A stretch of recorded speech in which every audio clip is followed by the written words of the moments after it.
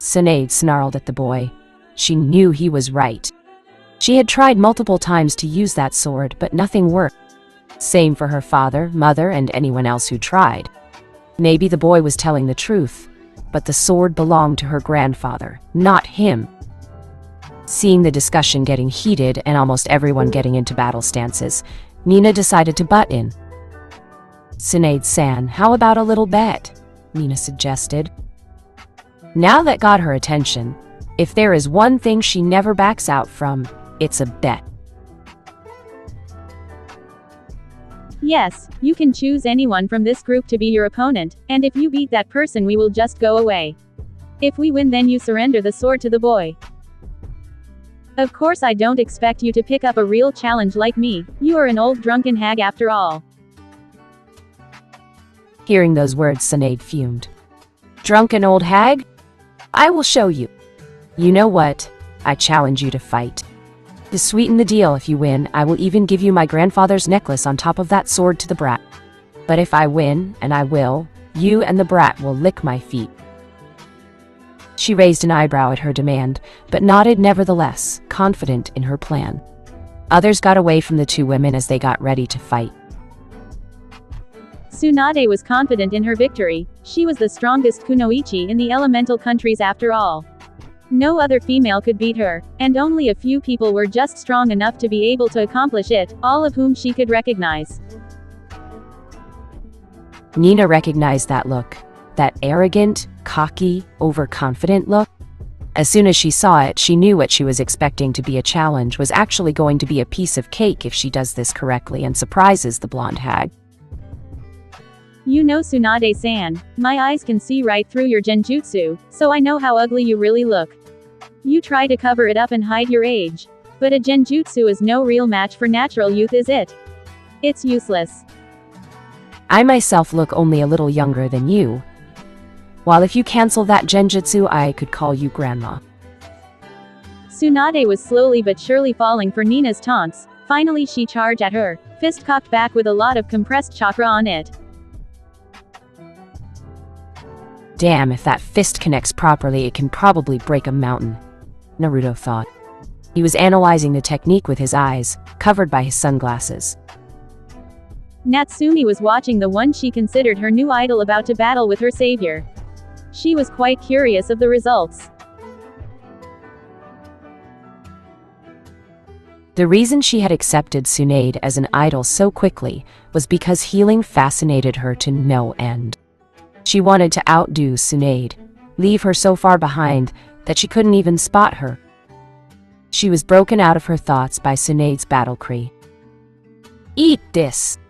she yelled, charging at Nina, who just smirked and got into a stance that seemed to indicate she was going to spin. Taking a deep breath, Nina jumped in the air and spun, releasing massive amounts of chakra with all her concentration. Uzukaiten.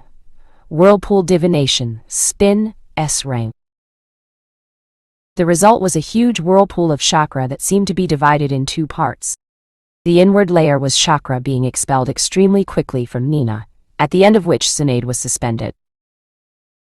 The second layer was the giant cloud of chakra that was the result of the extremely fast release from Nina being sucked back towards her. The cloud moved like a whirlpool.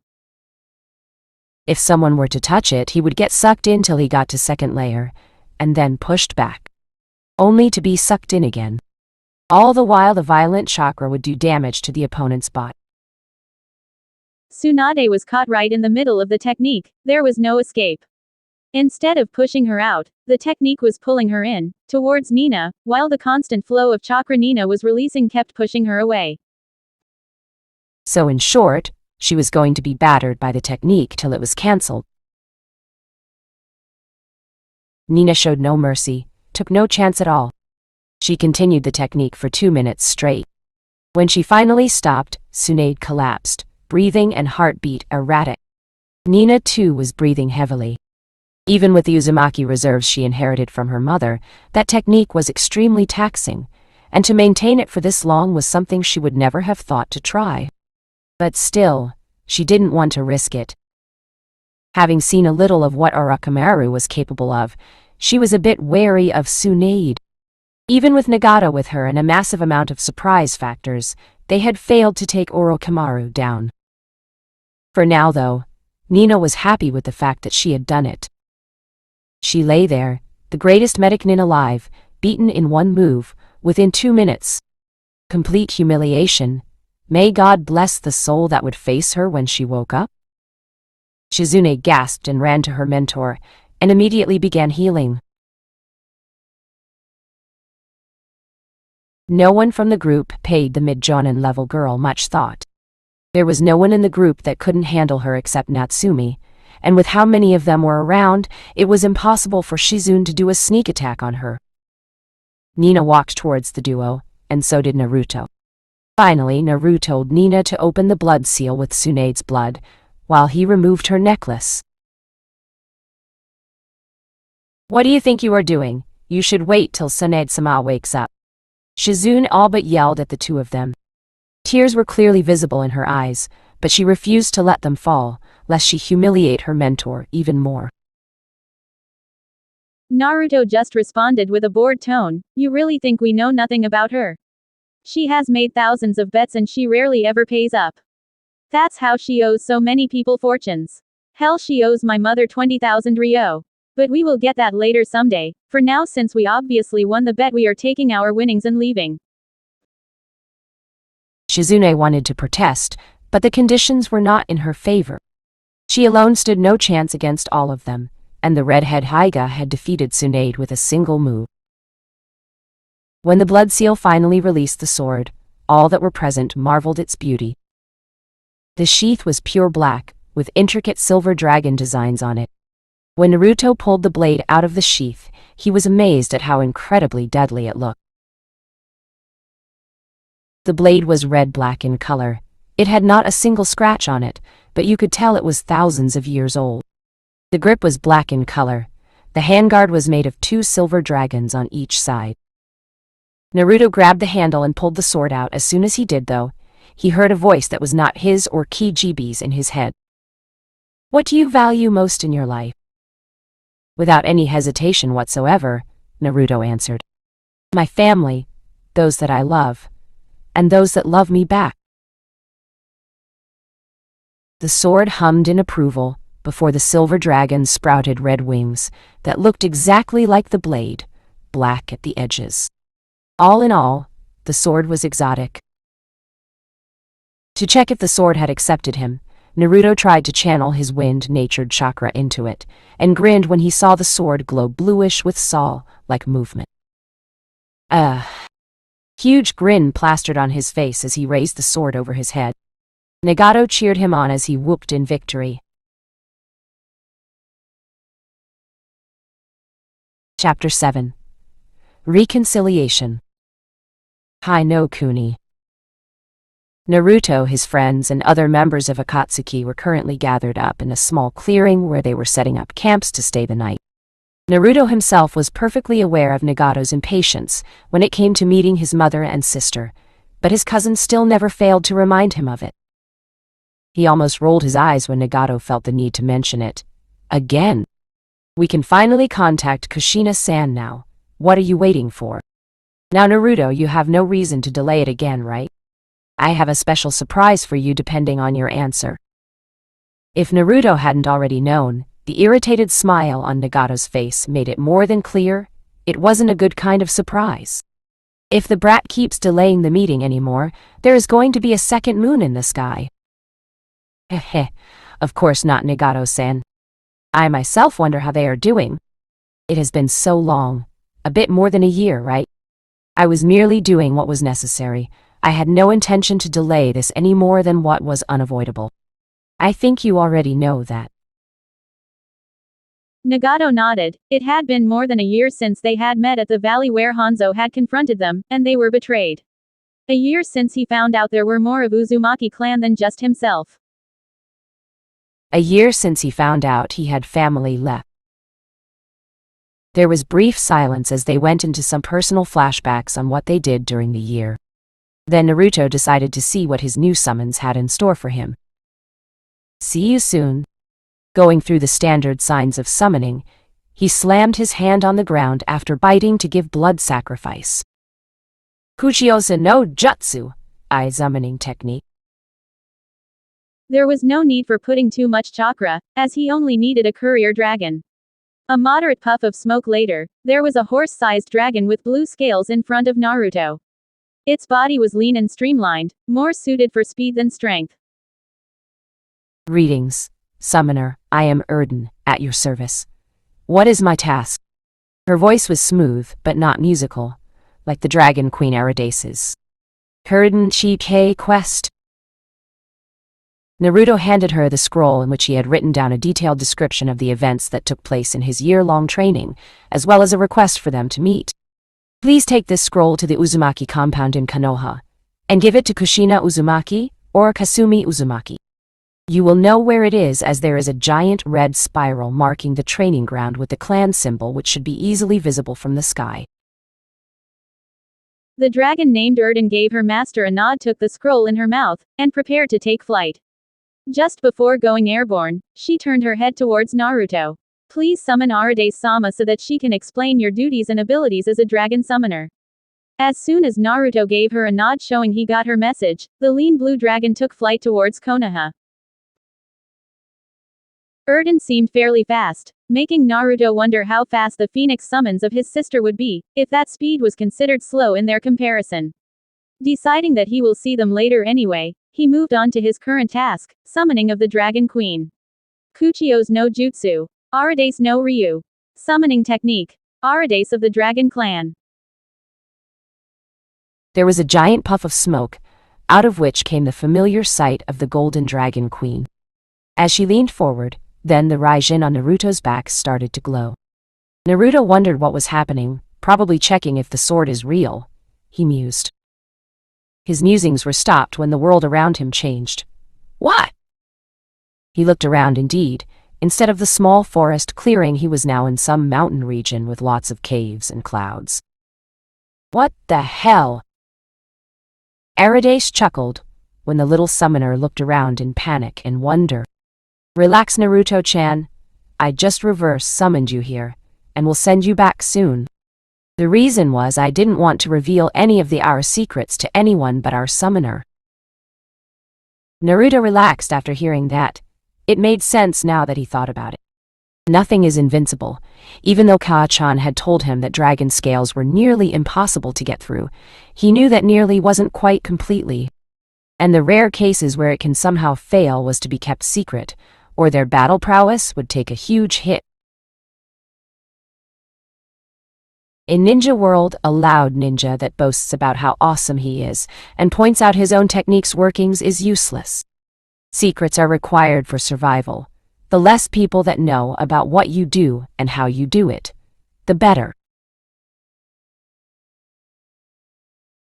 Aridase's melodic voice brought him back from his musings. She had changed to her human form and was now sitting on the ground in front of him, long golden hair flowing in the winds. Now, as you may have already known, the Dragon Clan is infamous for our scales. They are what makes people think we are invincible.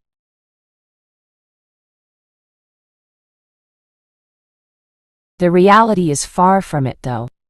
I will admit it is extremely hard to get by dragon scales, but if you put enough effort in it, it can be done.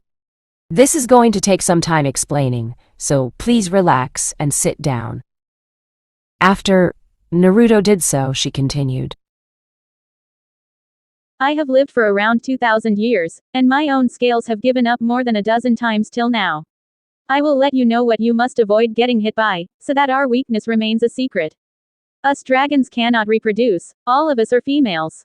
We are doomed to go extinct sooner or later, but we plan on prolonging survival of our clan as much as possible. Even losing a single one of our sisters is extremely painful for us. When the Rikudo Sennin had fought the JBE, he summoned the entire Phoenix and Dragon populace, along with 4 other clans, namely the Hydra, the Night Wolves, the Arctic Bears, and the Great Panthers. The Phoenix and Dragon clans, being patriarchal clans at that time, had left with only their entire male populace, while the other 4 took everyone they had.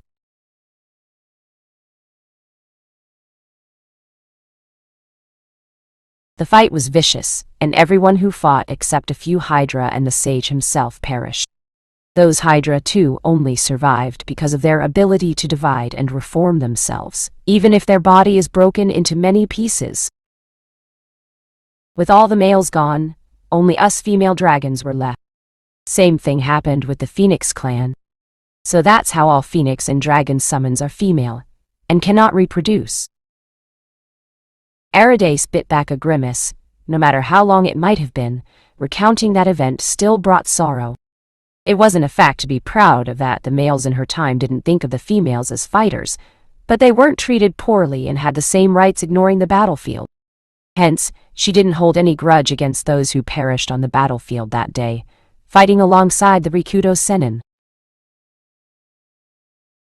That aside, our scales can be pierced by extremely powerful elemental attacks, soul attacks, demonic energy-based attacks, and divine attacks.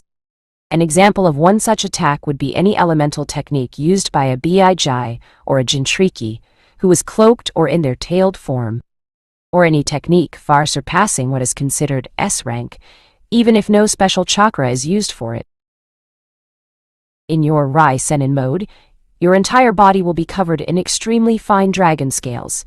You must make sure not to get them pierced, ever. If they do, then it takes a long time. I would say a week or more for them to completely form back. The more the damage, the longer the recovery period. During that recovery period, you can still access your scales, but it will still have the dents from your previous battle. Anyway, I hope you can dodge all those attacks that pose a threat to us. Any other will have no effect on you when your dragon armor is active. She smiled at that. While it had a few weaknesses, it basically gave you more than 5 minutes of being near invincible in battles, which was more than enough to turn tides in even the most vicious battles. Naruto took a moment to absorb all the information given to him. So basically, when I activate my Rai Sennin mode, I become immune to any and all physical attacks, in addition to which most ninjutsu will have no effect on me, except the extremely powerful ones.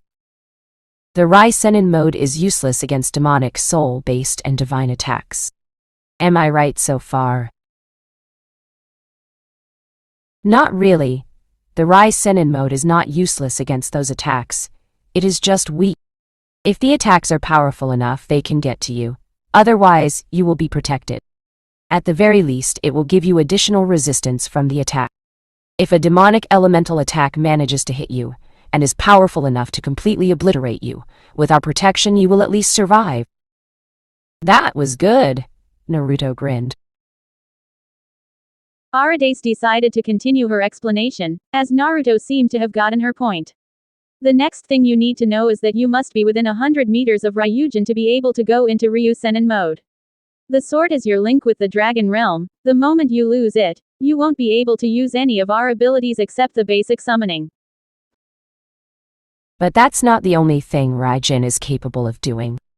There are a few special attacks and attributes that sword has. It actually had 6 special abilities when the Rikudo Sennin used it.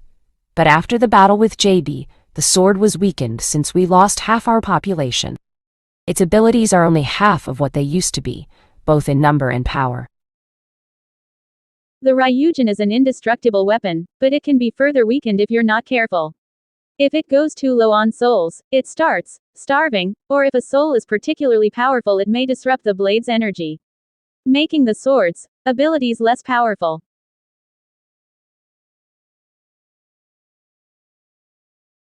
Just make sure that you have at least 5 souls in it at all times, and you should be okay. And if you beat any cage level or higher opponent, make sure you go into your mindscape and converse with the sword to check its status. It is not sentient, but there are certain predefined functions that it is set to perform, including checking the worthiness of the wielder, as well as informing them of the status of souls contained from time to time. Other than that, there isn't much I have to tell you right now. And you will be able to see how many souls you have in your sword through your dragon tattoo, the one I gave you with my bite. And if you lose your sword, you will be able to track it again with the help of the tattoo. Naruto nodded, but still there was one thing bothering him. What are these abilities that you keep mentioning? Aridace took a deep breath before answering his question. I will explain every ability you gain from us dragons and Raijin one by one. Listen carefully. The first and foremost is the ability to cover yourself in dragon scales. When you do that, you are considered to be in Rain Senin mode. To be able to enter it, you must have Raijin within 100 meters from your body, preferably in your contact. When you want to enter it, channel your chakra in this pattern, or do these hand signs. Naruto quickly copied the procedure with his Yogengan, and nodded at her to continue. I will now tell you about the 3 abilities that the Raijin has been left with. First is the soul drain. If the opponent is fatally wounded and is losing life force, then that life force can be sucked into the Raijin, effectively trapping his or her soul. This will increase Raijin's power, and also by extension the capabilities you have in your Rai Senin mode. You can use Senin mode for at least 3 minutes every day as of now. For every soul you add to your sword, there is 1 more second you have each time you go into your Rai Senin mode. The souls aren't consumed in this process, hence your Rai Senin mode should become longer as time passes. Unless you consume the souls in the sword for other purposes. Looking him in the eyes to see if he wasn't missing anything, Aridace continued. Thus you can see that souls are very basic need your sword has, which you will need to meet. The second ability of Raijin is the Divine Edge. This is a permanently active technique that allows your sword to cut through almost anything by covering it with a very thin layer of divine energy generated by the souls in the sword. It will cut through anything like a hot knife through butter. The only exceptions being a divine shield of any type or elemental demonic chakra, and the likes of them. That is the same weakness that the dragon scales have. That means a Jinchuriki's standard demon chakra cloak won't protect them from the Raijin. But if they convert the demonic chakra into elemental one, then that elemental demonic chakra will be strong enough to resist your sword. The third and final ability is the Dragon Strike, also known as Soul Strike. This is one of the most feared techniques of the Ryujin. You can use the souls in your sword to create a dragon made of soul energy which will charge in a straight line towards your opponent. There is no defense against this attack, the only option is to dodge. If you pour enough souls into this attack, anything will die. With an attack powered by around 100 souls, even a Biajai will die. For normal people, 1 soul is more than enough. Of course, the energy buildup will be great enough that your opponents will be wary of the attack, and will try to dodge. If they are stupid enough, they will try to block, but the red-black soul dragon will go straight through any defense and rip the soul off from anyone in its path. It has a range limit though. After getting about 500 meters away from Raijin, you will lose authority over the souls, and thus your attack will dissipate. This will also set the souls free, letting them move on to their afterlife. To counter this, you can run behind your attack, and it will keep going as long as you are within range. A single soul attack has the same power as an A-rank ninjutsu. And once you release a soul, you cannot recall it unless you drain it again using your sword, for which you will need to be fast in catching the soul before it escapes. Naruto sat there and absorbed all the information. So he had to constantly collect souls, which meant he will need to increase his kill count. Oh well, it wasn't like he lacked enemies. Now at least they will be of some use. No chakra needed for this. The Dragon Queen's grin was all the answer he needed. Naruto-chan, do you have any more questions? Well, not really. Anything else I must know? Unexpectedly, the Dragon Queen giggled and pulled him into her lap, and held him close. Why so serious, Naruto-chan? You're much too young to be so businesslike. He raised an eyebrow at her.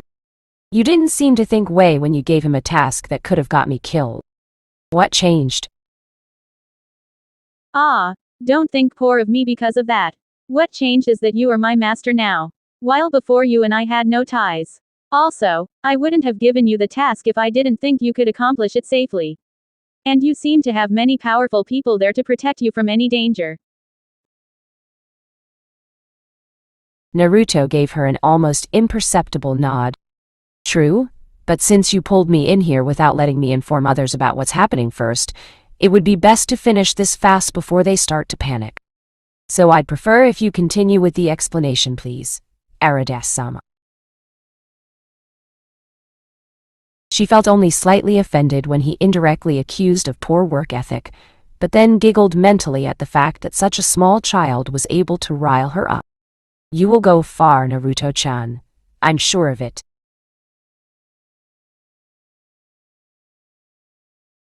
She ignored the uncomfortable look on the boy's face, due to sitting on her lap. Not comfortable around me yet. That's not it. He trusts me to an extent, but clearly not completely. It's a matter of time, I suppose, though. I will support him no matter what, so our bond will grow strong enough someday. One last thing before you go, Naruto-chan. The noble summon clans only take one summoner at a time, so if you ever want another to have dragon contract, you will need to give yours up first. So don't let anyone sign it unless you are willing to break ties with us. It will be a great insult to us, by the way, if you break ties. I will be very, very sad. Her eyes made it perfectly clear that upsetting her won't have pleasant outcomes. Naruto simply gave her a nod. I don't plan on doing anything like that, Aridas-sama. I feel honored to have your clan as my personal summons, and I am not stupid enough to throw it all away. Aridas smiled at the boy. He was pretty smart for an 8-year-old. There is something else too I want you to know. Only you must know. Naruto gave her a questioning glance. What more did he have to know? She leaned forward. Their faces were less than an inch apart. If Naruto was intimidated, he didn't show it. But he removed his glasses, revealing his Dojutsu. The central pupil was sharpened to observe the entity that was holding him.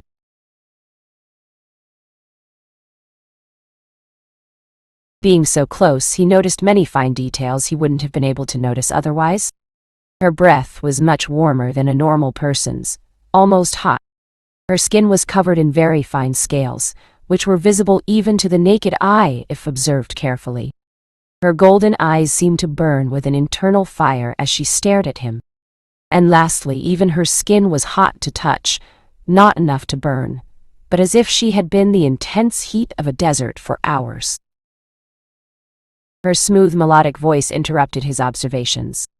There is a prophecy that describes the birth of a child who will be the bringer of darkness or peace to the world.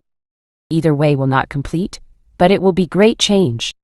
No matter which path he takes, it will be full of chaos, pain, and death. That Dojutsu probably marks you as the one. As the queen of the noble clan of dragons, I want you to know that we will back you up no matter your choice. If you deem it necessary to bring darkness upon the world for whatever reason, even if it is selfish and evil, we will still follow you, no matter what the others might think. Now, good luck and never hesitate to summon. We get quite bored here. Naruto chuckled, and told her not to worry about it as he will be using their help whenever he needs it. He may not have shown it, but he was moved by the unshakable loyalty this entity was giving him. She was currently more powerful than him, of that he had no doubts. Then why? He was left to ponder this on his own later, as with the discussion now concluded, Aridas cancelled the reverse summoning, and Naruto reappeared in front of Akatsuki once more. Back at the clearing. A puff of smoke indicated his arrival back in between the Akatsuki, along with Natsumi and Nina. So, how did it go, Naruto-kun? Naruto smiled at the blonde-haired girl, and gave them all a thumbs up. It went great. Aridas-sama told me what I should do, and my new abilities as the Rai Senate. I am much stronger than before now, but I need to train with Kenjutsu. Everyone in the group looked at each other. No one was really proficient in the ways of the sword in the little group. Yahiko had Suten Jutsu and Taijutsu, Konan her origami ninjutsu. Nina had Jeikin Taijutsu, but no one had any experience with Kenjutsu. He didn't bother hiding his disappointment. Well, I guess I will need to wait till I get back with Kachan. Seems so, unfortunately. What do we do now though? Nagato questioned. His first priority right now, along with all of his friends, was to become stronger. Strong enough to take down Sanshou no Hanzo. Well, we wait till my Kachan and Nichan get here. It shouldn't take too long considering we are not too far away from Konoha. I will know more about my mother once I meet her sister. I was so young when she died. Naruto's age, Nagato thought. The rest of them nodded, at ninja speeds. They were at most a day away from Konoha's walls, so they set camp to wait for the arrival of their guests. Konohagakure no Sato Uzumaki compound. Kasumi stood in the center of the private training grounds of the Uzumaki compound with a fierce determination in her eyes. She had trained hard. I am ready, I can do this. Today is the day I will face my Phoenix summons test. No matter how much she tried convincing herself, she was a bit nervous. But she had to do it, or her Oniri-chan will get too far ahead of her, and then she would be a burden to him.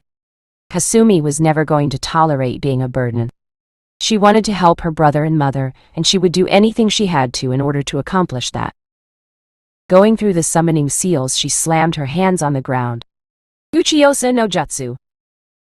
The world around her changed. Summoning realm. Phoenix clan.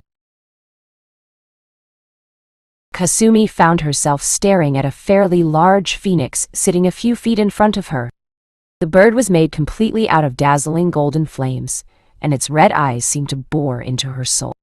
She waited for a minute to see if the magnificent bird talks to her, but when the phoenix didn't seem to mind just staring at her, she decided to take the lead instead. Hello. I am Kasumi Uzumaki. Nice to meet you. She was quite nervous. The summoning hadn't gone how she had expected, but she was ready for surprises anyway. You can call me Ragoth, child. Do you know why I brought you here? Ragoth Atia heaven. To test me. Correct. Your test is to prove that you can sacrifice. Your task will be to kill your brother. On accomplishing that, you will be granted the glory and power that only the Phoenix can have. The power to burn anything, and last forever. You will be an unstoppable force that cannot be destroyed. Kasumi didn't even wait to think before responding.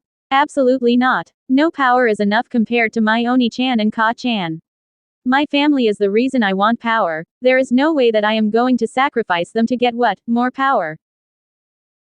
There are more ways to attain power, and I will find another if this way requires me to give up my family. Ragoth narrowed her eyes at the little girl. Since it has been so long since we last had a summoner, I will give you another chance. Don't make a habit of denying me, girl. I assure you it's not wise. With that, the phoenix let out a massive shriek, and within moments a smaller phoenix about 4 feet long, and with the impressive wingspan of 25 feet appeared in front of them. You called for me, mistress. Yes, Realm. Child, your task is to beat her in combat. Use any means necessary. Realm Kel lost. With that, the larger phoenix summoned took to the sky and exploded. A teleportation technique. I felt no trace of chakra or any hint of direction where she went. Realm didn't waste a moment. She was a novice, but she would give it her all. Kasumi watched the phoenix carefully. She didn't know what they were capable of, but she had prepared for anything they could hopefully throw at her. Phoenix style, fire wave. A large golden and slightly unnatural-looking fire erupted from the phoenix's mouth. You could tell it was different from the normal fire. It was much smoother and controlled, and its heat was much more intense than what one could expect. Kasumi used her godlike water affinity to make a thick shield of water that intercepted the attack, and then dodged out of its range before her shield could be penetrated. She didn't have to think much on how to counterattack. Fire was weak against water, and when it came to water, there were few who could compete with her despite her young age. Sutin, Misurapa, water release, violent water wave. Shooting a high-pressure torrent of water at the small phoenix, Kasumi concentrated on her next technique. Kage Bunshin no Jutsu. She created around 700 clones without hand seals. Massive amount that intimidated the phoenix greatly. It was as if all of a sudden an entire army had surrounded her. After 2 years of using the technique daily, she had mastered it to its peak, no longer requiring the hand seal to perform it. The clones started running around the phoenix in a circular formation. Kasumi knew that flying things couldn't turn on their heels as such. She had an advantage as long as she can use the bird's blind spots. Realm was getting desperate. She now had no idea which one was her real opponent, so she decided to use one of their more wide-range techniques, hoping that the copies of her opponent weren't sturdy enough to survive. Or she was doomed. Phoenix style. Torrent of fury. The small bird combusted like a bomb, and then closed in on the clones at alarming speeds.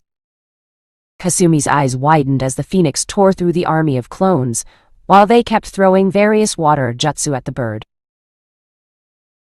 The water is having almost no effect. There has to be some way to counter this fire. The phoenix continued tearing through her clones, and she decided to hide her real self and sort out through a plan. If I cannot put the flames out, then I will prevent them from burning in the first place.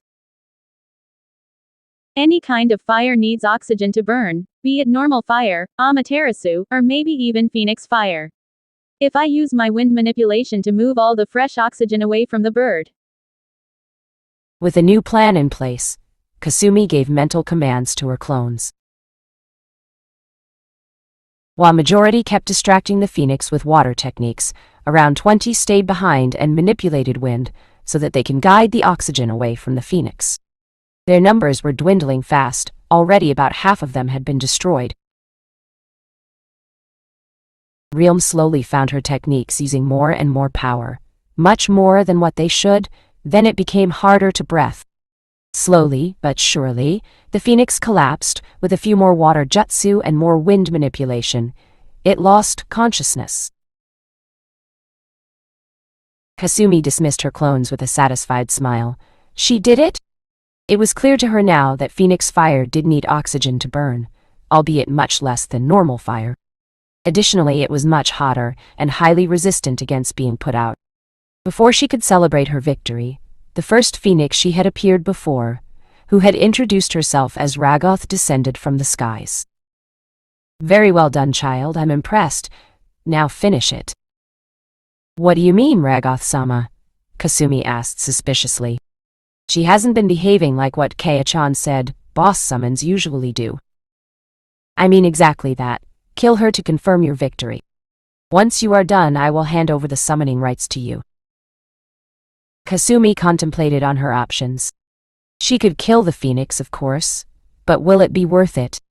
And why? Why would the Phoenix Queen want her to kill one of their own? Additionally, killing a phoenix and then becoming the summoner won't put her on good terms with the rest, which will be a disadvantage for her.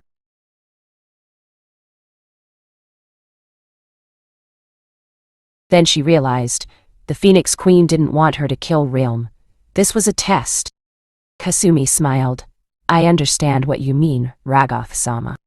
If I had accepted your offer to kill Realm, then I wouldn't have been worthy for the Phoenix contract, am I right? The large phoenix began shrinking, and then transformed into a female with 2 golden wings on her back, burning with phoenix fire. The woman, in one word, looked majestic. Ragoth smiled at the little girl. Smart girl you are, Kasumi-chan. Your first test was loyalty, which you proved by not betraying your family. Your second test was vitality, which you proved by defeating Realm. Your third test was nobility, which you proved by sparing Realm. And your final test was wisdom, which you have already shown by figuring out the true meaning behind this test. Congratulations, I am proud to tell you that you are the new Phoenix Summoner. You have passed all 4 of our tests and shown the qualities that a Phoenix must have. Then Ragoth reached in her dress and took out a silver pendant. This is the Phoenix Pendant. As long as you wear it, you will be able to use Phoenix powers. In fact, this will essentially make you a Phoenix that remains in her human form. You will be able to cast Phoenix Fire in battles, convert yourself into Phoenix Fire, and make yourself invulnerable to most attacks. Of course, you won't be able to use any ninjutsu when you turn yourself into Phoenix Fire, but it still is a handy ability. The next stage will be the Phoenix Sennin mode. You will be able to convert yourself into a phoenix by summoning a large amount of phoenix fire around you, making a fire cloak that resembles a phoenix. You will be as powerful as me in Phoenix Sennin mode, and you can fly. The downside is that it uses your chakra reserves, so overuse can exhaust you badly. Whenever you want to use any Phoenix ability, channel chakra into the pendant. It will glow golden, and then do what you wish. That's all I have to tell you. Kasumi was ecstatic. This was great, she passed the test. Here, take these swords. They are meant to be used with Phoenix Fire, but you can use them as regular swords as well. They don't have any special abilities per se, but they are almost indestructible, and can channel Phoenix Fire. If you are a Kenjutsu user, they are most definitely better than any regular sword. Not like those legendaries like Raijin or Samahata and the like, but it's something. Good luck. As soon as Kasumi touched the swords, she found herself back the training fields in Uzumaki compound.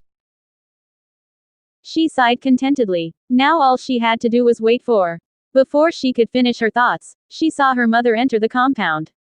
She ran off to tell her mother about her recent progress. Ka-chan. Ka-chan is going to be proud. A few minutes later. Both of them had been chatting for a while now. They hadn't received any word from Naruto, and they were both getting worried. By now, surely Naruto would have completed the summons test, or will do that soon. They decided to wait for his letter, like he had promised he would send with a dragon. Just as they were about to walk inside the compound building, a blue shimmer off in the distance caught their eyes. Ka-chan, what is that? It's a bird, obviously. Though it is really shiny for a bird, it is almost as if it has scales, like dragon? Kasumi finished with excitement. Finally, both of them thought. A few moments later, a medium-sized slender blue dragon descended in front of them. I would assume that you are Uzumaki Kushina-san and Kasumi-chan, it said. Both of them nodded furiously. They were both excited to finally get all kinds of interesting news from Naruto. If only they knew how shocking the news really was. Naruto-kun has sent me here to give you this scroll. I will be waiting here till you write a response. With that, she handed the scroll she was given by Naruto, and sat down for a quick nap. Kasumi and Kushina eagerly opened the scroll, unconsciously fighting over who gets to open it. After a short struggle, Kushina snatched the scroll away and glared at Kasumi, who glared right back before they realized what they were doing, and broke into giggles.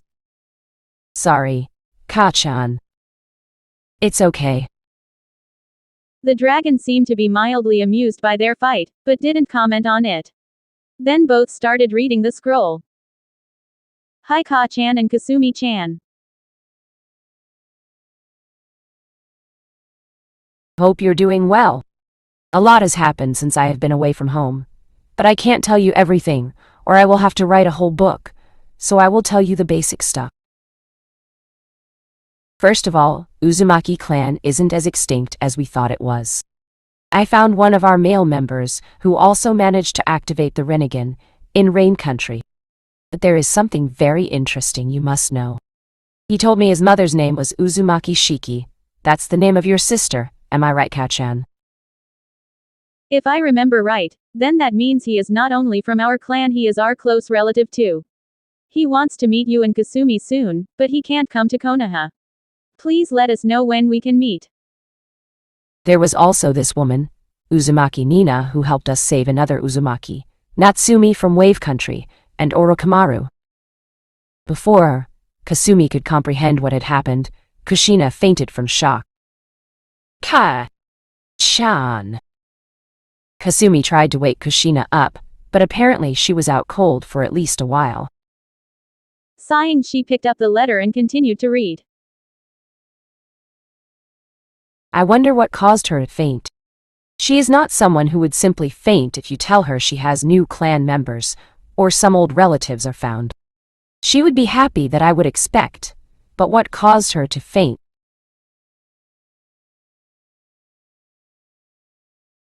We now have all of these people with me, but Nagato and his group need to return to Rain Country to perform their duties as soon as possible. So, please hurry.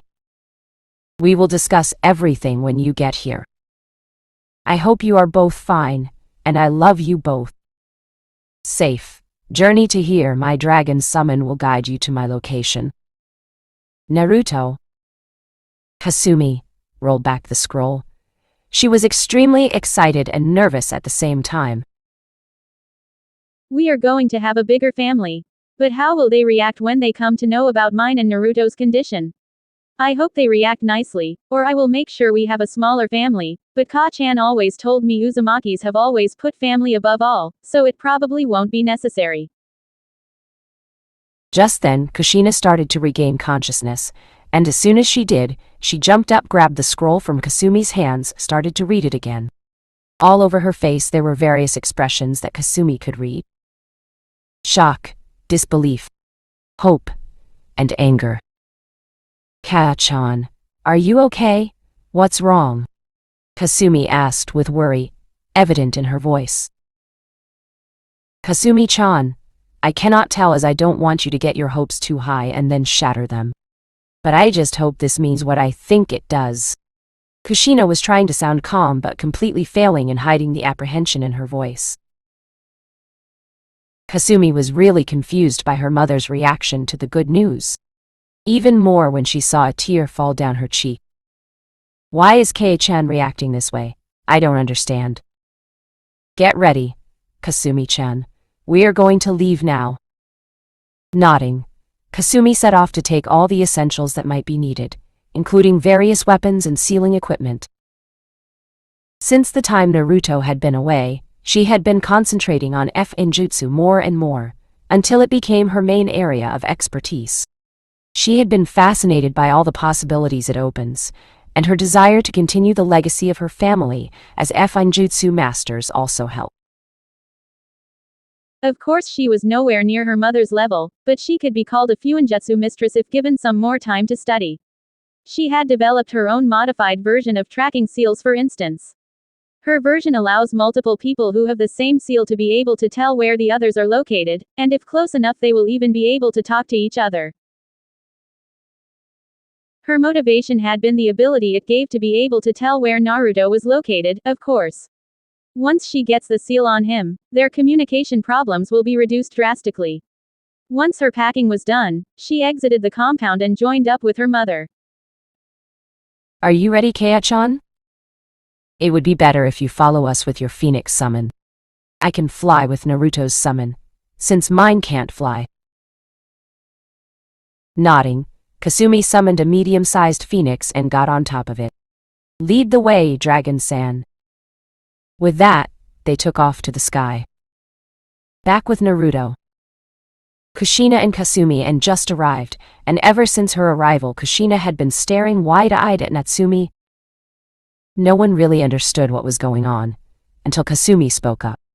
She had been acting strangely ever since she read your message. Ka-chan. Are you okay? When Kasumi poked her to get some attention, Kushina fainted. Ka-chan.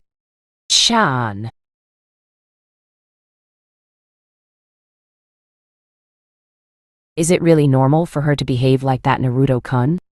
Nagato asked, slightly confused by her aunt's behavior. No, this is actually the first time she actually passed out during a conversation. Of course I don't think we can call it a conversation, as she did not really speak anything since she got here. Naruto and Kasumi both wanted to know what was going on with their mother, but they would have to wait, it seemed. Finally, Kushina woke up. Then, as soon as her gaze fell on Natsumi, she went bug-eyed. What is your name? She asked, looking at Natsumi's direction. From her tone she almost seemed afraid of the answer. Not seeing any reason not to respond, Natsumi confidently answered. Natsumi Uzumaki. As soon as the word Natsumi had left her mouth though, she was crushed in a hug from a crying Kushina. What they heard, Kushina say in between her sobs, surprised everyone present. I am so sorry, my Musume. I promise you will never be alone again. I should have looked more for you. I'm so sorry. Now it was Natsumi's turn to be surprised. This woman was her mother? She didn't know what to feel right now. She wouldn't have been too surprised if she had met some relative, really. As she was going to meet people from her clan, the probability was quite high. But her mother. Where has she been for the last 10 years? Where was she when her daughter was sold because of a bloodline that had been inherited from her? Where have you been all my life? What do you expect me to do? Just accept you? If you really loved me, why did you leave me alone in the first place? She was so angry. Natsumi pushed Kushina away from her. Kushina realized that if she really wanted her daughter back, she would have to be very careful with how she explains herself. I am sorry, Natsumi-chan, but please don't say I left you. Let me explain first, Kushina pleaded.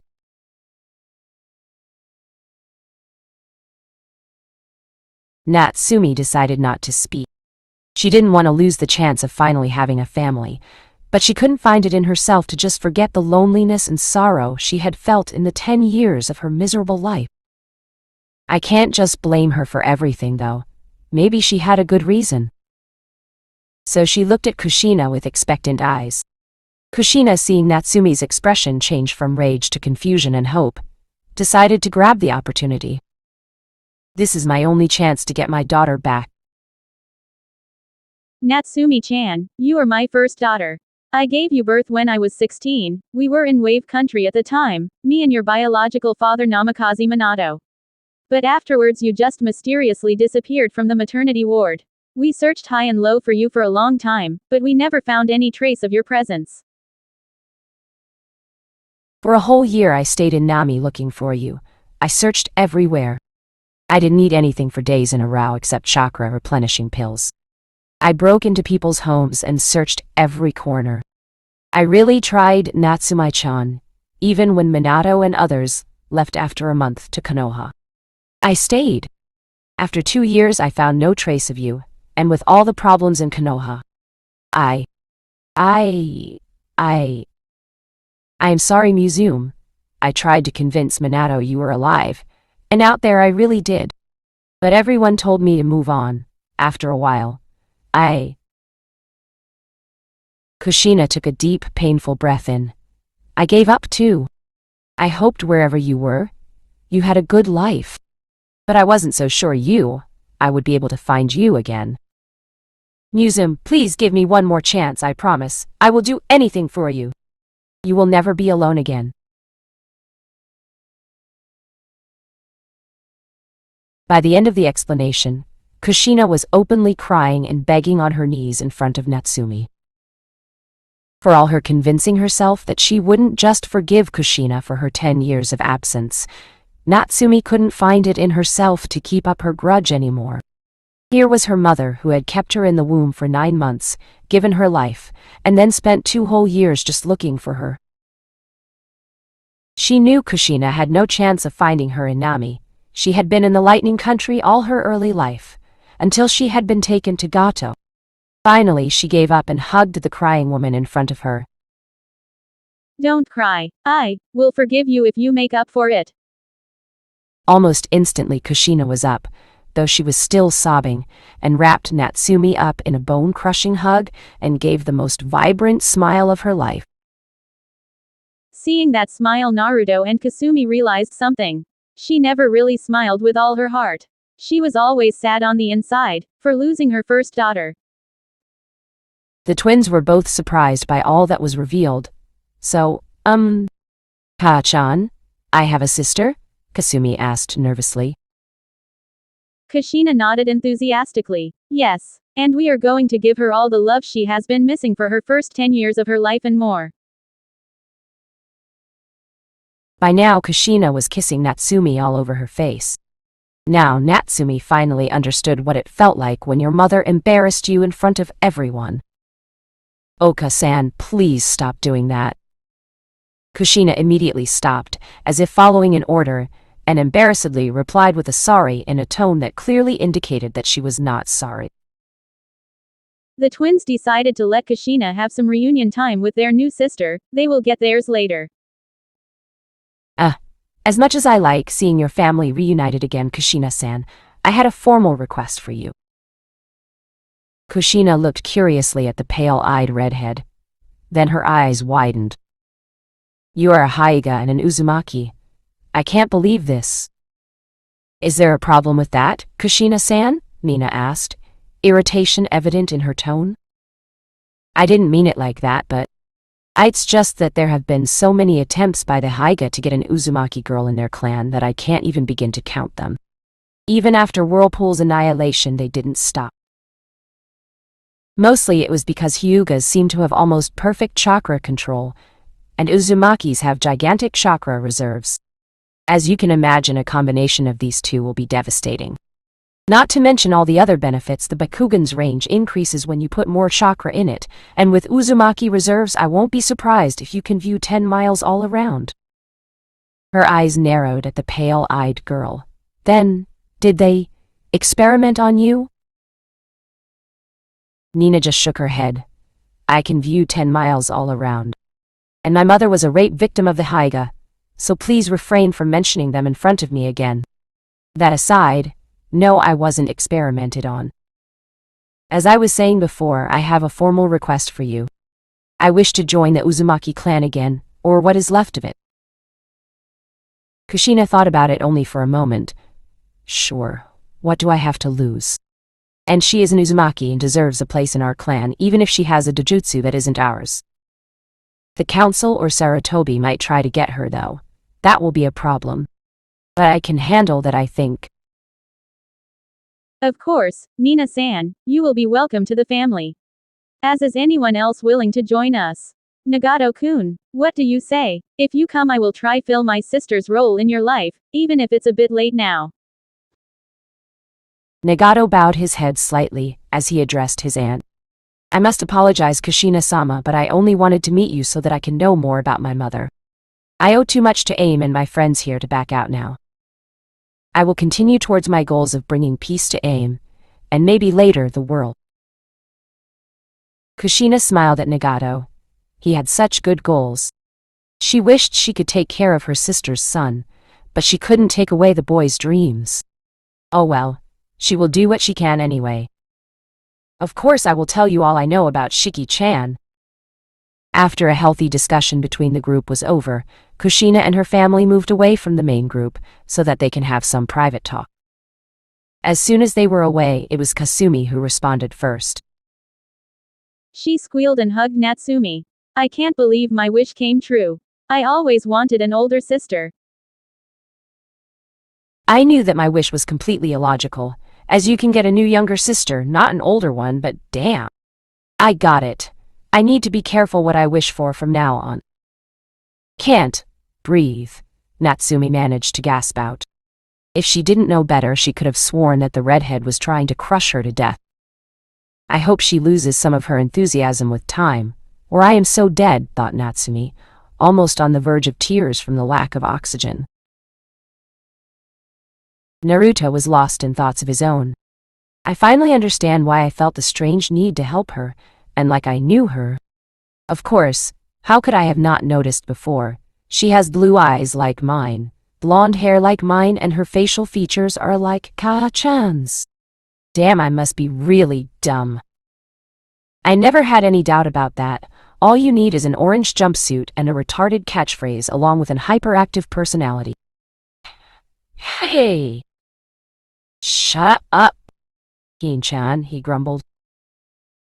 Kasumi-chan, don't kill your sister, please. We just got her back today. Kushina scolded, though inwardly she was smiling. She was a bit worried over how Kasumi would feel.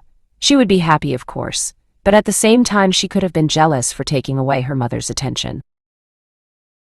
Kushina didn't even try to hide the tears that kept flowing out of her eyes. It has been 10 years since I lost you. I swear I will make it up to you no matter what.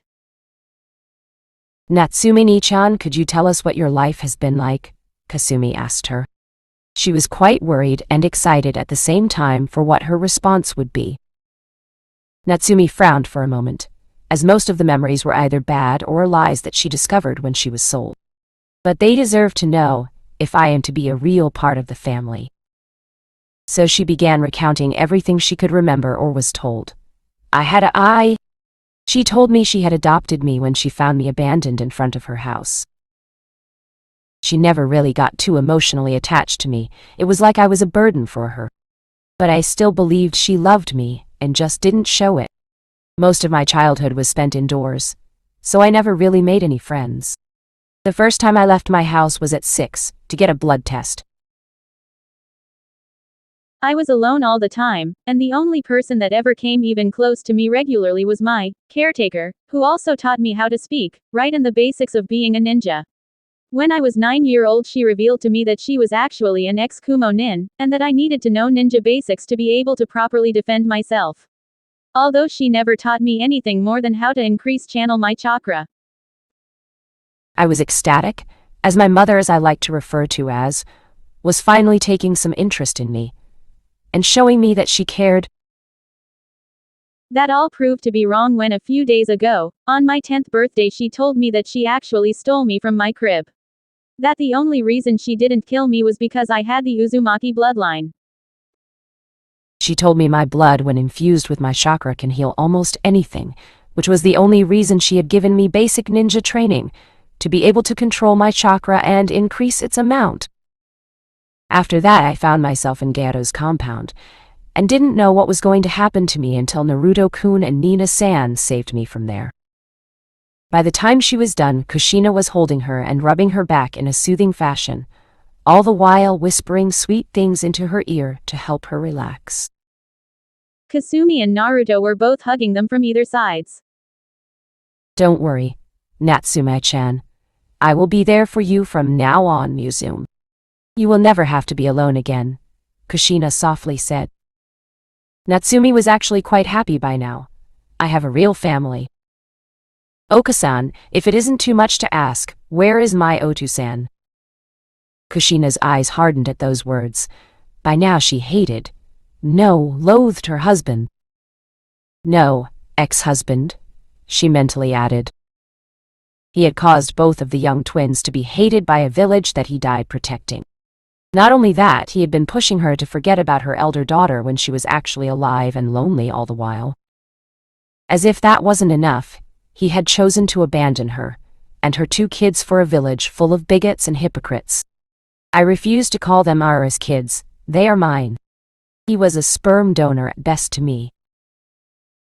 If Kushina was honest with herself, she never really loved Minato. Of course she used to like him, but she never saw him as a life partner. When an Uzumaki mates with their life partner for the first time, their bloodline automatically improves, and the significant other gains the bloodline in the process, making them an Uzumaki as well. That of course requires that both parties love each other unconditionally, which was not the case with Minato and Kushina. That was proven correct when Minato didn't gain the Uzumaki bloodline. Despite what some people might think about the situation, Kushina was not really cheating by not loving Minato and still having kids with him. She had actually given up on finding a life partner. The moment Uzu was annihilated, she had lost hope. Somehow, she knew that only a born Uzumaki would ever be able to love her completely and receive it in return. Your father, she said with as much hatred as she could, which took only Natsumi by surprise, is dead. I never loved him, and I hate him now, Musume. The only reason I am even remotely grateful to him is because he gave me you 3.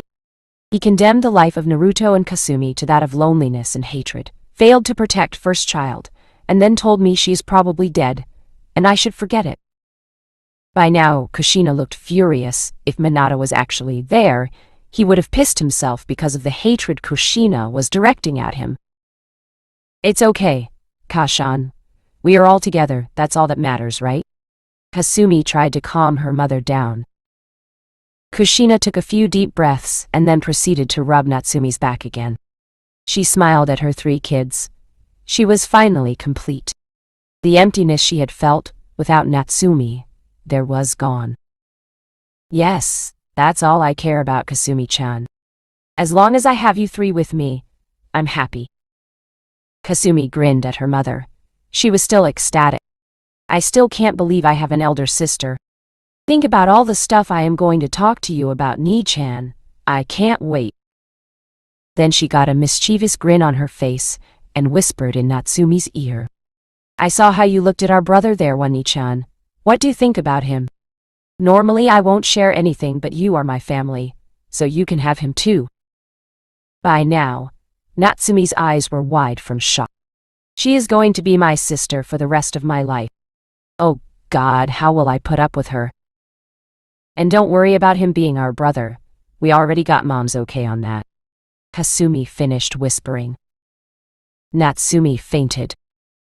Kushina, thanks to her improved senses from years of training, was able to hear all that Kasumi had whispered, so she decided to return the favor. Such a naughty girl you are, Kasumi-chan, decided to take my advice to heart, she whispered in Kasumi's ear with a smirk on her face. Kasumi got a faint tint of pink on her cheeks, but otherwise didn't respond. She was being naughty, so her mother was right. Naruto, still lost in his thoughts, was completely oblivious to all this. After the family reunion was done, they explained to Natsumi that Naruto was still going to be on a training trip for a while, before he comes back to stay with the family. Natsumi was disappointed with that, but having a mother and a sister from no family at all within a day was still a great improvement in her life. And I will get Naruto-kun back soon anyway. Till then I can have my sister and mother, she had thought. Later on, it was established that Nagato, Konan, Yahiko, and the rest of the Akatsuki will be going back to Rain Village to help better things there. Nina had decided that she was going to stay with the Uzumaki family at Uzumaki Compound, but had made it clear that she doesn't care about Konoha and won't put her life on line for it. The only reason she was coming with the Uzumaki was because they were the closest thing she had to family, and from what little she had seen, they were true Uzumaki, putting family above all. Natsumi was going to go with Kushina and Kasumi to Uzumaki Compound in Konoha. While Naruto wanted to spend some more time with his family, Kushina and Kasumi had left Konoha without Hokage's permission. Kushina, being the clan head, could have given Kasumi the permission to stay out, but a clan head by themselves couldn't leave the village while not on a mission without permission, so they had to get back before they were discovered to be missing. After an emotional farewell, everyone set off in different directions. Kasumi, Kushina, Natsumi, and Nina towards Konoha, while Nagato, Konan, Yahiko, and Akatsuki towards the hidden rain village. Naruto gave his family's retreating forms one last look before setting off in his own direction. Let's go, Naruto, now I can really train you with everything I know.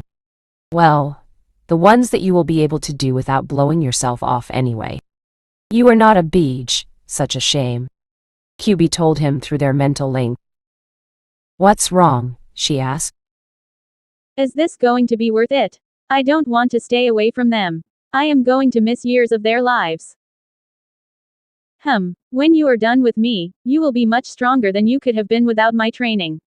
Whether or not it will be worth it is for you to decide.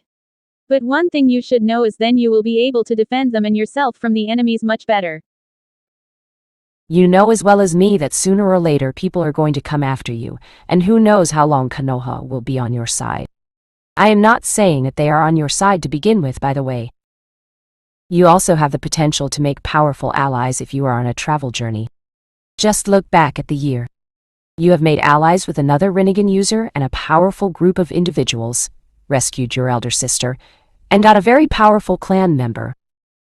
If you could get even one more such individual, then these 3.5 years will be well worth it. I understand. I am going to give my all to this training and be ready to face any obstacles. Naruto responded. I am sure you will, Kyubi reassured him. With that, they set off to find a suitable location to train.